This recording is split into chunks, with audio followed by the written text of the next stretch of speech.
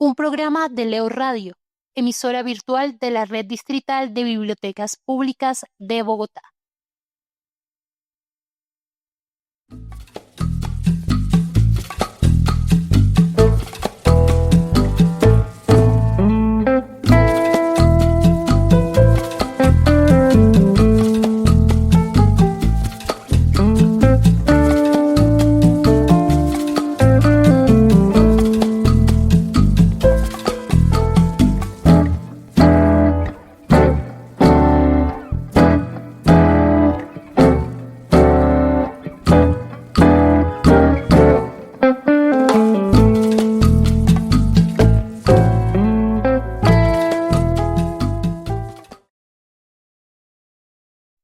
Hola, te saluda el equipo de Tabocé y esto es Ciudad de Tinta, Bogotá a través de sus libros. Una iniciativa ganadora de la beca para medios comunitarios que realizan programas para Leo Radio 2025. Les recordamos que Tabocé es una agrupación y un medio de comunicación comunitaria y alternativa que realiza acciones desde los enfoques diferencial, territorial y de género, pero también desde una perspectiva de acción sin daño. Y hoy vamos a hablar de un libro muy interesante, se llama Cartas en el Asunto, de R.H. Moreno Durán. Este señor vivió entre 1945 y 2005. Y esta obra desafía definitivamente los límites del género, porque se nos presenta como un libro de cuentos. Es decir, el título Cartas en el Asunto establece el carácter lúdico y polisémico de la obra, ya que la palabra carta se refiere a múltiples significados. Carta puede ser una misiva, una comunicación epistolar, un menú, cuando decimos, por ejemplo, comer a la carta. Puede hablar de un juego, de un mazo de naipes, la carta astral, la carta magna o la carta de ajuste. La obra invita a los lectores y las lectoras a jugar y a reír en serio. El autor utiliza su narrativa para exhibir su humor mordaz, satírico, paródico y cínico, a la vez que hace gala de una gran erudición y un dominio excepcional de la gramática, criticando el deterioro de la vida y la sociedad y señalando los crímenes contra la lengua. Entonces, podemos decir que esta novela entrelaza lo trágico y lo cómico de la vida del país. En este episodio, como siempre a lo largo de esta temporada, me acompaña Diego Grueso. Diego, ¿qué puedes decir de esa noción de crímenes contra la lengua? ¿Hay una manera correcta de hablar? Y sobre todo, ¿es necesario conocer múltiples definiciones de una palabra para desenvolverse o basta con que uno sepa lo básico? Hay gente en Bogotá con diferentes maneras de habitar el territorio, con diferentes condiciones de vida, que crea sus propios lenguajes. Digamos, hay gente a la que le decimos este es ñero, este es ñera, porque habla de determinada manera, porque usa un tono, una entonación particulares, y realmente allí hay un lenguaje muy rico en esa manera de ser, como en ese arquetipo, no sé cómo decirlo. ¿Qué piensabas en ese sentido, Diego? Pues primero que todo hay que saber y decir que el lenguaje, la lengua es viva, al menos las que se siguen usando, que es la diferencia como cuando uno habla de una lengua muerta, es una lengua que ya no se usa y por eso no cambia. Eh, en la medida en que una lengua sea usada, pues se cambia, se adapta, tiene unos ciclos. Por ejemplo, si uno oye a un político hoy en un discurso, en un debate, y escucha una grabación de hace 70 años de los discursos que se daban en esa época, pues va a encontrar que son absolutamente diversos, muy diferentes.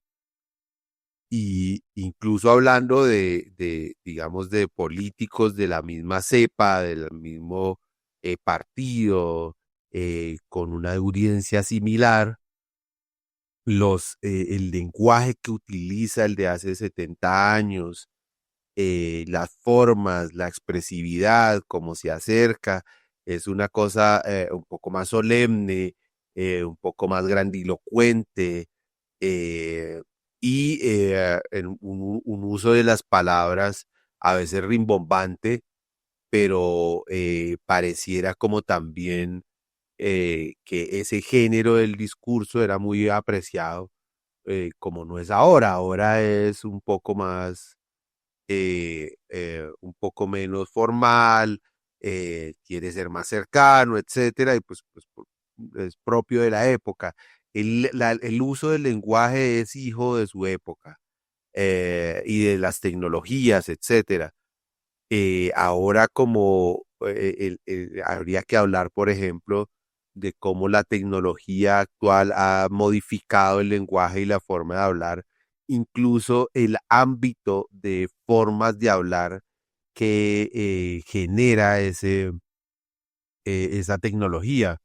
Por ejemplo, si hace unos años, unas décadas, uno le dijera a alguien, no tengo señal, pues podría creer que estamos hablando de algo poético, es puramente o sería puramente un lenguaje poético, mientras que ahora es claro que se refiere a una tecnología, o no lo he logrado contactar o cosas por el estilo. Eh, la tecnología, todo el contexto hace que el lenguaje se modifique, se adapta. Y también hay que decir que el lenguaje y la lengua española o castellano, como quiera que se quiera llamar a esto que hablamos, pues también fue parte de un movimiento que después de los movimientos de descolonización o de independencias más bien, eh, pues hubo un movimiento hispánico que reclamaba la herencia española como herencia propia, como un modo de ser, como lo que a las élites les legitimaba como las dominantes dentro de Latinoamérica, es decir, que esa herencia hispánica era lo que les reivindicaba. Y pues la lengua fue una buena parte de ese esfuerzo, y de hecho de ahí viene la construcción y la constitución, la estructuración de las reales academias de la lengua. Y fíjense que en todo caso se pone reales porque el movimiento hispanista también tenía una proclama hacia la corona, es decir, como volver a ser herederos de la corona, de su lenguaje, de sus maneras, e instituyeron esas formas de, de, mm, de dominar, de reglar el lenguaje muy canónicas, y se estructuran supuestamente para decir cómo se debe hablar, qué significa una palabra, y aunque, bueno, esas instituciones han sufrido diferentes cambios y ahora o últimamente uno ve que incluso hay académicos o se nombran académicos, digamos, de diferentes regiones que usan el lenguaje de diferentes maneras, sigue siendo como un policía del lenguaje, una superintendencia del lenguaje, aunque saben y lo dicen y lo expresan, saben que nadie habla así, nadie usa el lenguaje como las academias lo sugieren, o no solamente lo sugieren, sino lo imponen. Es decir, es una imposición falsa, pero es una imposición que ayuda a estructurar, o se vuelve parte de las estructuras de jerarquización de la cultura. Entonces, en ese sentido, por ejemplo, quienes más se acerquen, entre comillas, a las formas en que se dice que se tienen que expresar, pues son formas del español más civilizadas, más correctas. Y, por ejemplo, hablando de Bogotá, que es la temática de nuestro podcast, pues uno ha tenido que oír muchas veces que decir que no, el bogotano o en Bogotá se habla de los mejores españoles. Y pues no se sostiene bajo ninguna prueba, sino que se dice eso solamente para afirmar una jerarquización que se quiere imponer, pero que en realidad no existe. Y en todo caso a eso se oponen incluso las formas del lenguaje que se utilizan en la propia Bogotá. Ya por allá en los 50 se aplomaba esta discusión de que en unas partes de Bogotá, generalmente en las zonas populares, pues se hablaba un español y de una forma vulgar, grotesca, mientras que en las academias y en las zonas donde las élites intelectuales, económicas y sociales se establecían, pues se hablaba un español de, al- de alta gama, muy cercano al español que nos heredaron los padres de la patria. Entonces ahí uno encuentra que también desde allá hay una rebelión porque el lenguaje siempre se ha modificado y valga decirlo para conectar con esta primera idea del lenguaje en movimiento. El lenguaje se mueve sobre todo en esas periferias. Esas periferias son las que más modifican, transforman el lenguaje, influencian en él. Y ahora que mencionabas el ñero, que es una forma despectiva, bueno, a veces reapropiada, de referirse a una población etaria y de cierto origen humilde y unas estéticas muy específicas, que como habla de mal. Y finalmente tampoco se dan cuenta qué tan mal habla lo que sería su contrario, que es un gomelo. Y en todo caso y en cualquier caso, sí lo que uno alcanza a ver y creo que es una realidad a través de la historia y es que el lenguaje se enriquece, se modifica y se estructura a partir de los usos populares del mismo. Y esos son los que mayor influencia tienen en el lenguaje. No son las élites, no son las academias, es el uso popular del lenguaje el que más tiene influencia en cómo hablamos en cierta época.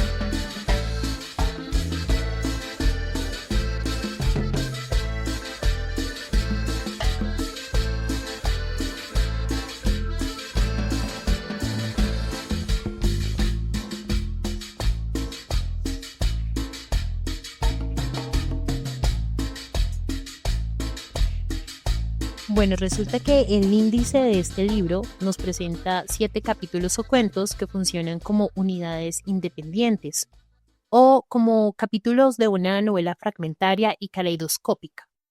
Tenemos Vuelve y juega, El extraño caso de Sofía Parkinson, El azar en la manga del Taur, Epístola final sobre los cuaqueros, Sentimientos piratas, Nuestra Señora de Lourdes y Asumir la suerte contraria.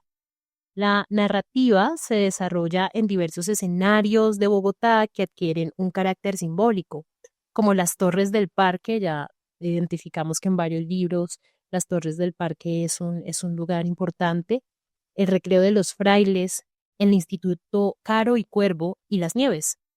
Los personajes provienen de la clase media ilustrada, la farándula, la política y el mundo académico. Entonces, ¿qué decir sobre este libro? ¿Cómo contarles un poquito de las historias que trae? Pues bueno, resulta que los cuentos se entrelazan a través de temas y a veces a través de personajes. Entonces, en el extraño caso de Sofía Parkinson, por ejemplo, se aborda el misterio de la muerte de la actriz Sofía Parkinson en su apartamento de las Torres del Parque. La trama de esta historia se desarrolla a través de una carta que cuestiona la irresponsabilidad de la prensa por especular sobre si fue un suicidio o un homicidio. Y esas especulaciones periodísticas la vinculan con su agitada vida amorosa. Un diario íntimo, fotografías de monjas, la aparición de Pentonal, un barbitúrico, y su participación en la serie Los Olvidados de Dios. Este capítulo expone la moral decadente y las imposturas de la sociedad letrada. También en Epístola Final sobre los Cuáqueros, la historia nos habla de un escritor que se dirige a su amigo Mano Salva, y es para quejarse de su hija, Leonora, quien ha sido cuaquerizada por su novio, un cuáquero mayor. La influencia de este hombre lleva a Leonora a renunciar a sus hábitos excéntricos y a su sexualidad. Ella antes practicaba el erotismo zen. Entonces, el escritor, que está ocupado escribiendo un guión sobre la tragedia de Arabella Arbenz, una mujer que se suicida tras descubrir la homosexualidad de su marido torero, intenta que su hija abandone la secta a través de la literatura y el histrionismo. La otra historia, Nuestra Señora de Lourdes, habla de un juez retirado, Baena, que sigue las noticias presentadas por su hija Victoria en el noticiero Telebú. Ese juez evita mirar a su hija porque su rostro le recuerda a su exmujer, Susana la Arrecha, que fue famosa por sus infidelidades con miembros de la judicatura. El juez investiga de forma privada un caso de chantaje que afecta a la hija de un amigo, Ligia Fandiño. Al final del cuento, el juez escucha una grabación del chantaje y se da cuenta de que la voz de la chantajista es idéntica a la de su hija, revelando su participación en un triángulo amoroso. El juez muere al constatar la derrota unánime. En Sentimientos Piratas se narra la degeneración del gramático Fonnegra, un investigador que se enamora de Vidalia, una cabaretera de Pereira, mientras investiga su jerga popular para un diccionario. Fonnegra se obsesiona con Vidalia y su novio, que se llama Abelardo, un taur. Abandona su familia y su trabajo en el Instituto Caro y Cuervo, adoptando el lenguaje y el estilo de vida vulgar. Finalmente, Fonnegra, alcoholizado, deshereda a sus hijos y sella su amor por Vidalia con su firma en un documento colocado sobre el cuerpo de ella, aceptando su destino como el comodín de una partida ajena. Y por último tenemos Asumir la suerte contraria. Aquí el locutor de radio Camilo Abadía se reencuentra con su exnovia, la modelo Lorena Camargo. La Camarga le dicen ahí. Y 3 años después de que ella lo abandonara embarazada. La historia de su apasionada relación es contada a través de la analogía de una faena de toros, donde se describen sus encuentros íntimos con terminología taurina. Al final, Lorena revela que el embarazo no ha terminado, 4 meses más. Y el reencuentro se produce en el contexto de un comentario sobre la muerte de Sofía Parkinson y la tragedia de Arabella Arbenz. Entonces, en resumidas cuentas, la obra invita al lector a estar atento, a estar atenta, pues debe estar atando cabos y seguir las leyes del juego propuestas por el narrador para descifrar las referencias a obras canónicas y, por supuesto, la crítica social. La obra es, en esencia, un mazo de naipes donde se representa la vida y la cultura colombiana. Ahora, ¿quién era Rafael Humberto Moreno Durán, al que hemos llamado RH desde el inicio de este episodio? Él fue un escritor colombiano del siglo XX que se atrevió a explorar la complejidad humana, dejando una obra catalogada como esencial para este país. Rafael Humberto, conocido por sus iniciales, como ya mencionamos, nació en Tunja en 1945, pero él creció en Bogotá, donde se matriculó en Derecho y Ciencias Políticas en la Universidad Nacional. Y su verdadera pasión era la literatura. Es por eso que en 1969 publicó su primer texto anunciando lo que vendría después. El momento clave de su carrera ocurrió en 1973, cuando tomó una decisión audaz. Se mudó a Barcelona para dedicarse de lleno a la producción literaria. Y fue allí donde comenzó a escribir la obra que lo definiría. En Barcelona, Moreno Durán concibió y escribió su trabajo más ambicioso y aclamado, la trilogía Femina Suite, compuesta por Juego de Damas, El toque de Diana y final Capriccioso con Madonna. Esta serie de novelas fue tan influyente que en 1999 fue calificada por un grupo de expertos como una de las 5 novelas colombianas más importantes del siglo XX. Su talento fue reconocido rápidamente. En 1978 cofundó el PEN Club de Escritores Latinoamericanos en Europa y colaboró con importantes diarios españoles como El País y La Vanguardia. Aunque su novela Los felinos del canciller fue finalista del prestigioso Premio Nadal en 1987, su vocación abarcó varios géneros. Ganó el Premio Nacional de Cuento ese mismo año y mucho después, en el 2004, su obra de teatro Cuestión de hábitos obtuvo el Premio Ciudad de San Sebastián.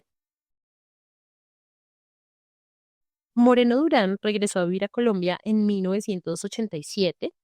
Unos años después, en 1991, incursionó en la televisión con el programa Palabra Mayor, donde usó su influencia para entrevistar a las figuras más grandes de la literatura latinoamericana, desde Ernesto Sábato hasta Octavio Paz y Mario Benedetti. El escritor, quien también dirigió la edición hispanoamericana de la revista Quimera, continuó su producción literaria y académica, dictando conferencias y recibiendo homenajes por su capacidad para entrelazar la fantasía y la verdad. Trágicamente, la vida de este gran narrador se detuvo pronto. Rafael Humberto Moreno Durán falleció en Bogotá el 21 de noviembre de 2005 a causa de un cáncer de esófago, dejando una vasta producción de novelas, cuentos, ensayos y dramaturgia que lo consolidan como una de las voces más notables de la literatura colombiana de todos los tiempos. Es por eso que su obra hace parte de esta serie Ciudad de Tinta, Bogotá a través de sus libros. No olviden buscar el libro Cartas en el Asunto.